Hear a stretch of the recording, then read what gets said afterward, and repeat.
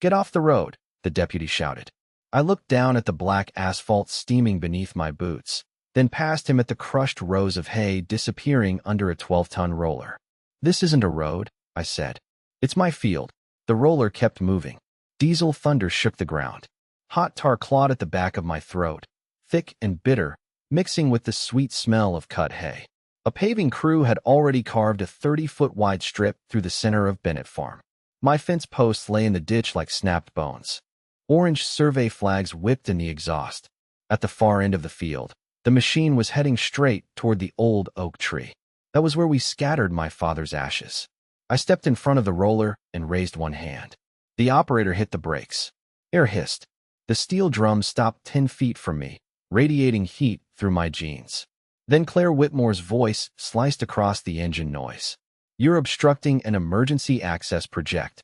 She stood beside her white Range Rover in polished riding boots, holding a blue folder against her chest. Not a speck of mud touched her. Behind her, a portable sign read Cedar Glen Community Connector, as if printing a name on something made it legal. Claire was president of the HOA bordering my property. She had spent months smiling across conference tables and calling my Hayfield underutilized land. Now she had paved it before sunrise. I walked toward the sign and studied the permit number taped beneath the logo. I had spent 15 years checking road grades and drainage plans for state highway projects. Numbers had patterns. So did mistakes. This one had an extra digit. I crouched near the shoulder. Beneath the loose gravel, something sharp pressed into my palm. I pulled out half of a brass survey cap, its edge freshly sheared. Bennett South Line. Claire saw it and tightened her grip on the folder. "That marker was outdated," she said. I slipped it into my pocket. 10 yards away, a concrete culvert had been installed backward, its mouth aimed toward my cattle pond and lower barn. The first hard rain would send road runoff, oil, and gravel straight through both. I pointed at it. "Who approved the drainage?" "The county did." "Name the inspector." Her smile hardened. The deputy moved between us. His hand rested near his belt, not threatening, just tired. "Sir, the HOA provided documentation. You'll need to settle ownership in civil court." Claire opened the folder and held up a stamped page. The red approval seal was dated Sunday. County offices had been closed. Behind her, the crew restarted the roller. The engine growled. The vibration climbed through my boots and into my ribs. Claire leaned closer, expensive perfume fighting a losing battle with hot asphalt. "You should have accepted my offer, Noah." I looked past her at the oak tree, the buried survey line, and the road she thought had already made her untouchable. What she didn't know was that asphalt preserves evidence better than dirt, and she had just sealed every mistake beneath 3 inches of it. The roller lurched forward again. What would you do if someone paved your land while the police told you to step aside? 3 weeks earlier, the field had still been gold. The second cutting was nearly ready, heavy seed heads bending in the Kansas wind while my old swather coughed blue smoke along the eastern fence. The engine rattled beneath me. Dry grass snapped under the blades. Every pass carried the warm smell of dust, diesel, and sun-baked soil through the open cap. That field paid for feed, taxes, and the new roof my barn still needed before winter. More than that, it was the last section my father and I had replanted together before cancer took the strength from his hands. I saw the first orange stake near the irrigation line, then another, then 6 more, marching diagonally across my hay like someone had drawn a road with a ruler. I killed the engine. The sudden silence rang in my ears. One stake had been driven through the gravel border around my father's memorial stone. I pulled it out and found fresh blue paint on the tip. A white Range Rover rolled through my gate 10 minutes later without slowing. Claire Whitmore stepped out wearing cream slacks, polished boots, and sunglasses large enough to hide any trace of doubt. 2 men in reflective vests followed her, carrying rolled plans. "Noah," she said, as though she had scheduled me. "Good. We can finalize access." "There is no access." Her smile stayed fixed. "There will be." She spread a glossy site plan across the hood of her vehicle. A thick red line cut from Cedar Glen's unfinished second phase, across my field, to State Route 14. Community Emergency Connector. That road would split my irrigation system, block the turning radius for my baler, and dump traffic within 80 yards of the cattle pond. "You're standing on private agricultural land," I said. Claire tapped the map with one manicured nail. The HOA holds a pre-existing easement for a 16-foot farm tract to an abandoned well. It has been reclassified. By whom? The county. One of the men started driving another stake. I stepped between him and the ground. He stopped. Claire's voice lost its sugar. The Cedar Glen expansion opens in 21 days. Fire access must be operational before the ribbon-cutting ceremony. There it was. Not safety. Not community. A sales deadline. I studied the plan again. The county approval box showed a digital stamp, but no surveyor's seal. The parcel number ended in 1187. Mine ended in 1178. 2 digits reversed. That isn't my parcel, I said. Claire folded the map before I could photograph it. Administrative formatting. Leave the stakes. Take the crew. She laughed softly. Progress doesn't wait for one farmer. That evening, I drove to the county planning office with dirt still ground into my palms. The receptionist searched the database twice. No road permit existed under my address. When I returned home, a certified envelope was wedged in my gate.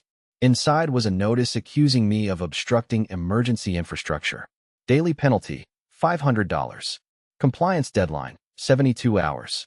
At the bottom sat a signature that looked almost like mine. Almost. I held it beneath the kitchen light and felt the paper tremble between my fingers. Then machinery growled beyond the dark field. Claire had not waited 72 hours. The machinery beyond the field went silent before I reached it. Fresh tire tracks pressed into the damp soil, but whoever had driven out there was gone. My flashlight swept across broken hay, orange stakes, and a shallow trench cut beside the irrigation pipe. Someone had been measuring in the dark. I spent the rest of the night doing the same thing properly. At sunrise, I set my transit near the barn and drove a steel pin into stable ground. The tripod legs clicked open. The leveling bubble slid into place. I sighted the first orange stake, recorded the elevation, then moved south in 50-foot intervals. Road plans tell stories. Grades reveal where water will run.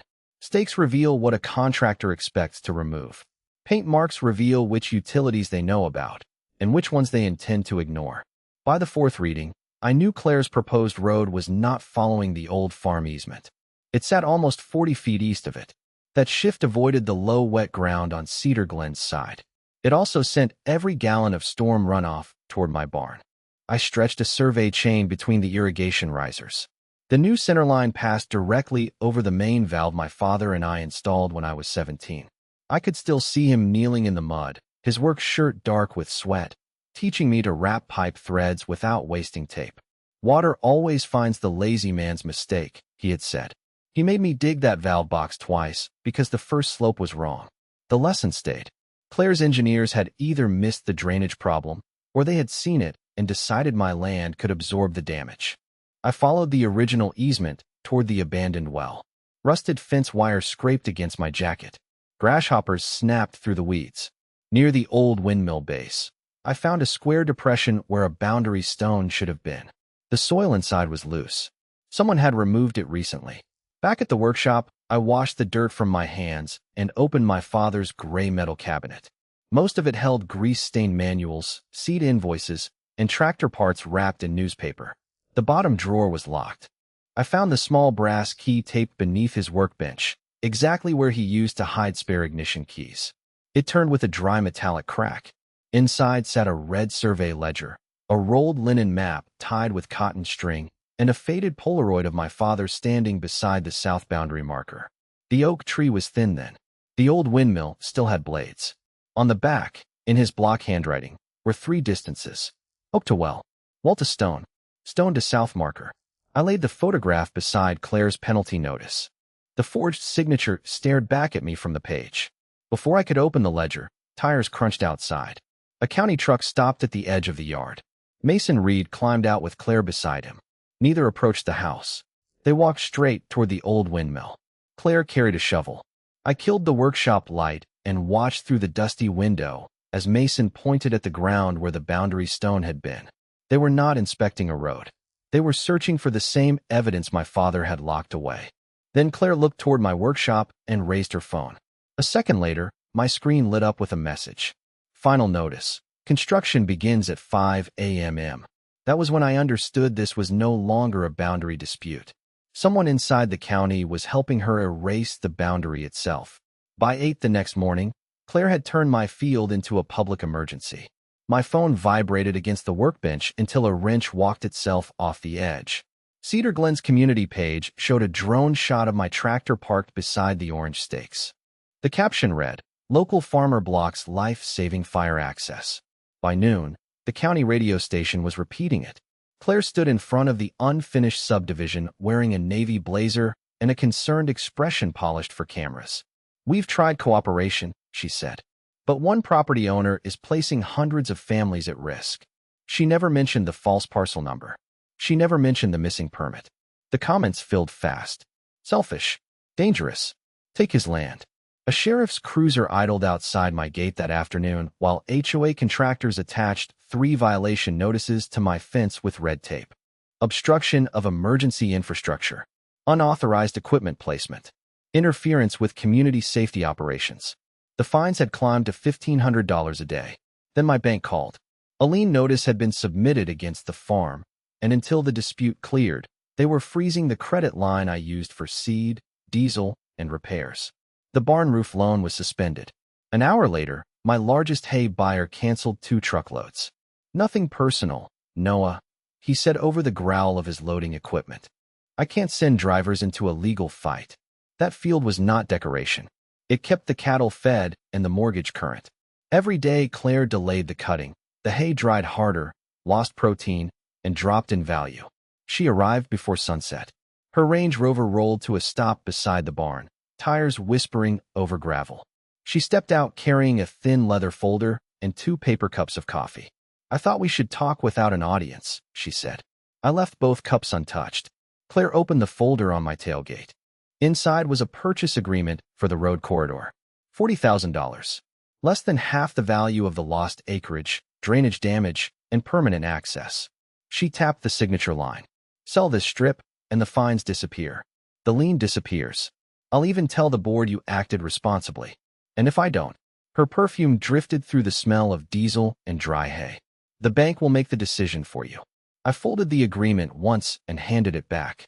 "No," her smile narrowed. "Then don't blame me when this farm stops being yours."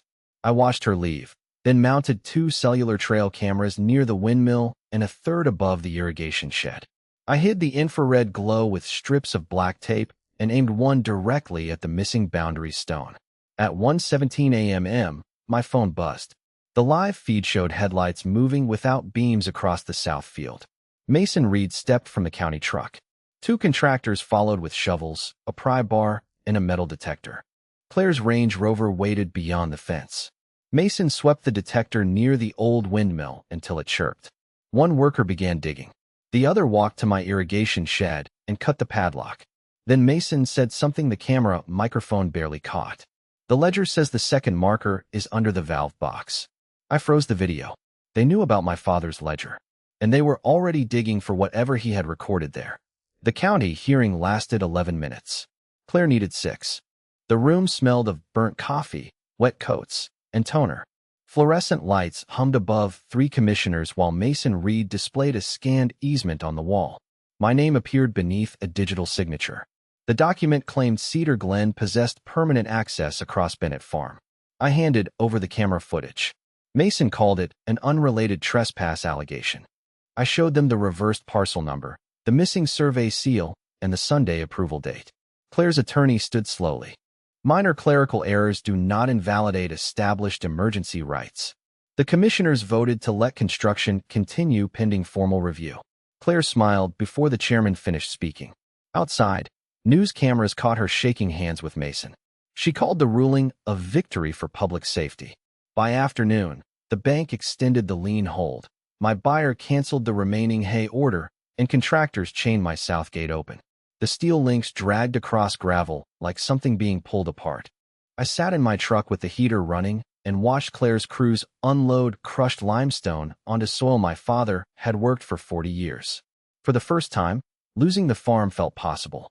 My attorney, Rachel Cole, met me at the county records office that evening. She was a quiet land use lawyer with gray streaks in her hair and the habit of reading footnotes before headlines. She studied Mason's easement scan beneath a green desk lamp. "Where's attachment B?" she asked. There wasn't one. There should be. She tapped a faint line below the signature block. Subject to termination conditions recorded in Book 214, page 63. The county file ended at page 62. I pulled my father's red ledger from my coat. Dust clung to its cloth spine. On the inside cover, beneath 3 irrigation measurements, he had written the same numbers, 214 to 63. Beside them was a small drawing of the abandoned windmill and the letters WC14. Rachel looked at the faded Polaroid. Behind my father stood a low concrete structure almost buried in weeds. That still exists. I knew exactly where it was. We reached the old pump house after dark. Wind pushed dry grass against the concrete walls with a sound like fingernails on paper. The steel door had rusted orange around the hinges. A stamped plate above the handle read Willow Creek Cooperative, Unit 14. The brass key from my father's workbench fit the lock. Inside, the air smelled of iron, mouse nests, and stagnant water. Pipes crossed the ceiling. An obsolete control panel leaned against the wall, its gauges clouded with dust. The linen map showed a narrow service easement ending at the abandoned well. Not at Cedar Glen. Not at the highway. Bolted beneath the control panel was a metal document box. The key opened that too. Inside lay the original easement, the missing attachment B, and a termination notice dated 1997. The Willow Creek Cooperative had dissolved. Its access rights automatically reverted to the Bennett family. Claire's permanent road existed only because someone had removed the page proving it had expired. Rachel found one more document beneath it, a receipt signed by Mason's father, acknowledging the county had received the termination notice. I grabbed my phone. I'm sending this to every commissioner. Rachel caught my wrist. Not yet. She's paving tomorrow. Good, she said. Let her. I stared at her.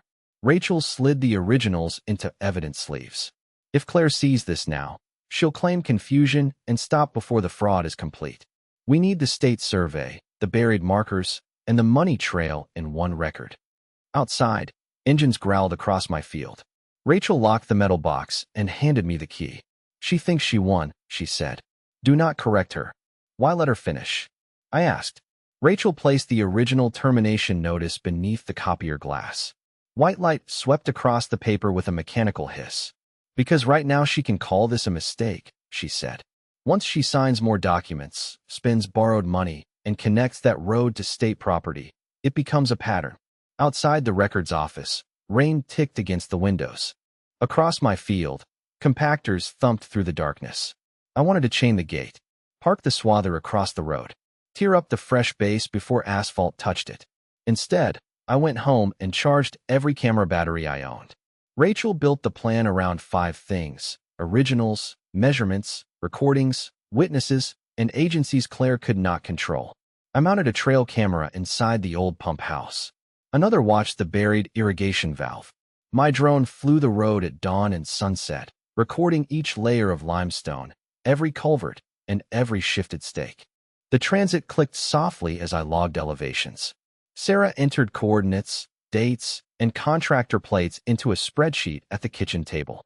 The printer spat out folders until the room smelled of warm toner and coffee. We labeled everything: drainage, boundary, forgery, financial pressure, county interference. Then Claire gave us more. She signed a sworn project declaration stating Cedar Glen owned the corridor by continuous recorded easement. Copies went to the county, the fire marshal, the project insurer, and First Prairie Bank, which had financed the subdivision expansion. She also certified that no boundary monuments had been disturbed. Rachel read that sentence twice. Every lie she sends to a new office closes another door behind her. The next morning, a dusty pickup stopped beside my barn. Tyler Grant, the paving foreman, climbed out and kept looking toward the road. I'm not here, he said. He handed me a flash drive wrapped in a shop rag. Tyler had worked for Whitmore Development on 3 projects. Claire's brother owned the company, though the HOA contract listed him through a separate shell business. The drive held bid files, invoices, and internal emails. One message from Claire was dated 2 weeks before the orange stakes appeared. Shift alignment east. Wetland review will kill the schedule. Another read. Remove old pins before county walkthrough. Call them abandoned farm markers if asked. The final attachment was a text export from Mason. Use the culvert permit number. Emergency access won't get a full review before opening. Tyler's jaw tightened as rainwater dripped from his cap. She knew the easement ended at the well, he said. I heard Mason tell her. She said nobody checks dead cooperatives. Rachel recorded his statement. Sarah copied the drive twice and sealed the original in a bank envelope. We sent the evidence in separate packets. The State Land Survey Office received the maps, coordinates, and photograph. The Highway Department received the unapproved connection plan. The fire marshal received Claire's false access declaration. The insurer received the drainage data and disturb marker footage. The bank received nothing yet. Rachel wanted the loan draw to remain active until Claire certified the road complete. She keeps threatening you because she thinks fear makes people careless, Rachel said. Let her keep talking. Claire did.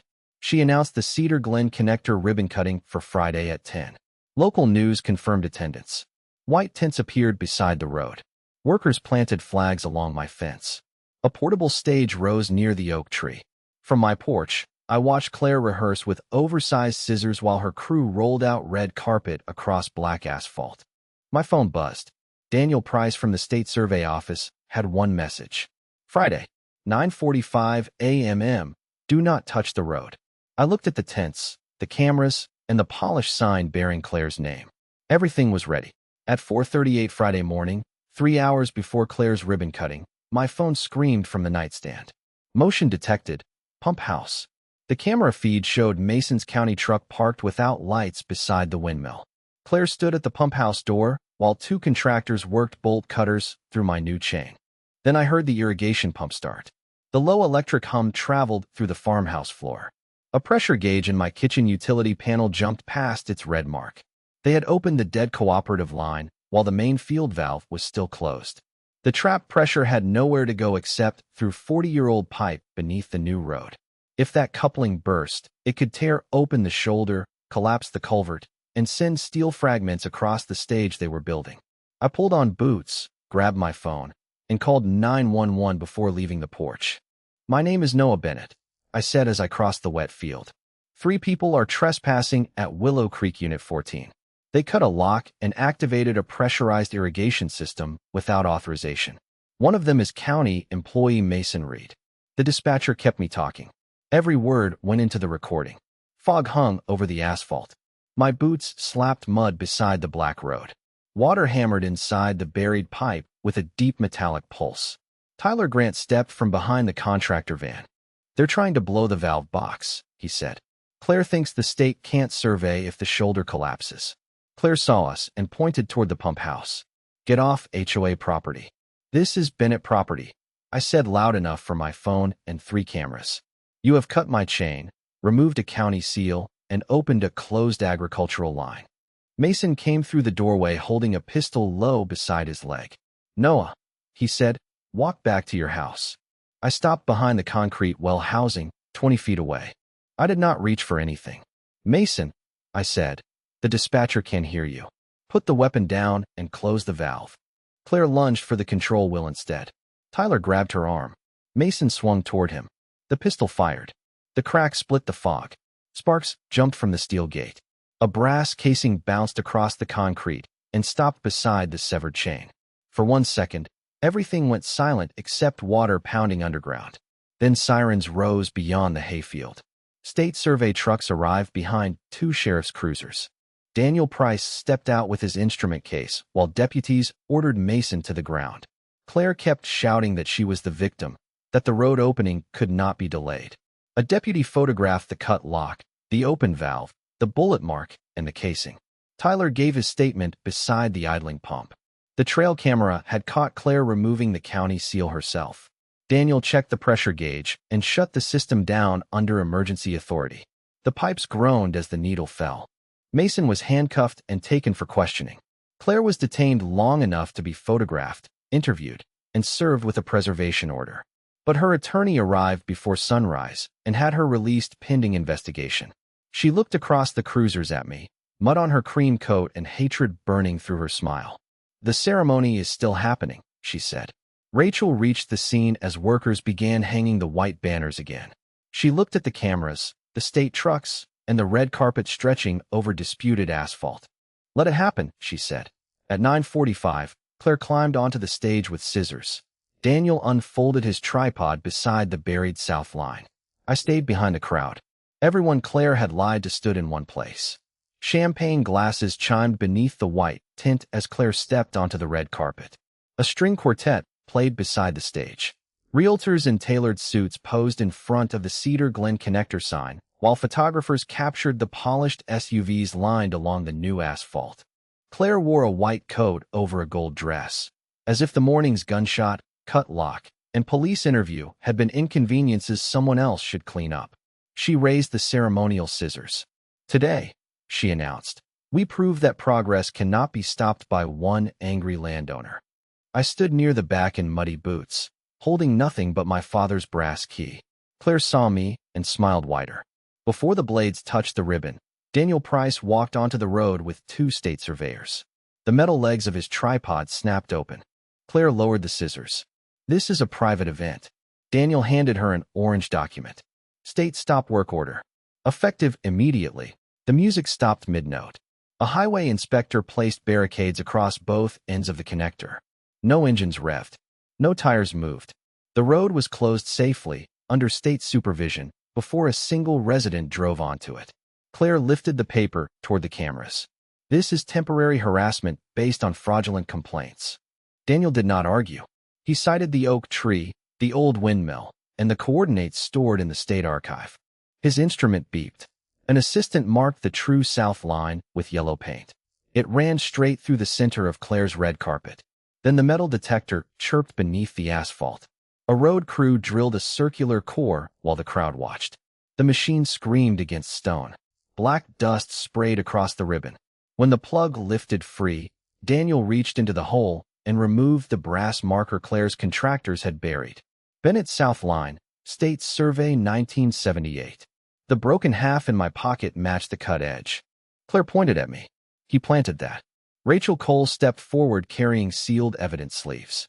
The coordinates were recorded decades before Mr. Bennett inherited the farm. She unfolded the linen map from the pump house and displayed the original easement. It ended at the abandoned well. Attachment B showed the right expired in 1997 and reverted entirely to my family. Claire's road, stage, signs, and drainage system stood on property Cedar Glen had never owned. A representative from First Prairie Bank approached next. His face had lost the warmth it carried during the champagne reception. Mrs. Whitmore certified that the HOA held permanent title to this corridor, he said. That certification secured a $400,000 construction draw. The project insurer followed. She also declared that no boundary markers were disturbed and all permits were valid. Coverage is suspended for material misrepresentation. Claire turned toward the board members. Mason handled the filings. The contractor selected the route. I relied on professionals. Tyler Grant stepped from beside the sheriff's cruisers. No, he said. He handed an investigator the flash drive. Rachel read Claire's own email aloud. Shift alignment east. Wetland review will kill the schedule. Then the second. Remove old pins before county walkthrough. Claire's face went still. The final evidence appeared on a portable monitor. Claire cutting the pump house chain, removing the county seal, and reaching for the valve moments before Mason fired. The microphone captured her voice clearly. Collapse the shoulder before the survey team gets here. Deputies moved in. Claire tried to step off the stage, but two Cedar Glen board members blocked her path. The vice president announced an emergency vote. Her removal was unanimous. Handcuffs clicked where champagne glasses had chimed minutes earlier. Under Daniel's supervision, I used my father's brass key to lock the pump house control panel. The irrigation line remained depressurized. The culvert was sealed. Engineers marked the asphalt for removal without risking the barn, cattle pond, or nearby homes. Claire had built $1 million entrance to save her development. But every house behind her depended on a road, a drainage line, and a piece of ground she had never owned. 4 months later, the first spring rain fell on Bennett Farm without turning the south field into a river. Water slipped through the restored grass channels, circled the cattle pond, and disappeared beneath a new county-approved culvert built on public land. The barn stayed dry. The irrigation gauge held steady. Where Claire's black road had cut through my hay, crews removed every slab under state supervision. They lifted the contaminated gravel, replaced the topsoil, and reseeded the corridor with the same grass my father had chosen. By May, green shoots covered the scar. When the wind moved across them, the field looked whole again. Cedar Glen still needed emergency access, and I refused to punish families who had believed Claire's lies. I granted the county a narrow easement along the northern boundary at fair market value. The route avoided my irrigation system and the wetlands, and every permit, survey, and drainage plan was posted online before construction began. No secret meetings. No forged signatures. The Cedar Glen board was dissolved and rebuilt through a resident election. An independent audit found inflated contracts, hidden fees, and the construction draw Claire had secured with false ownership claims.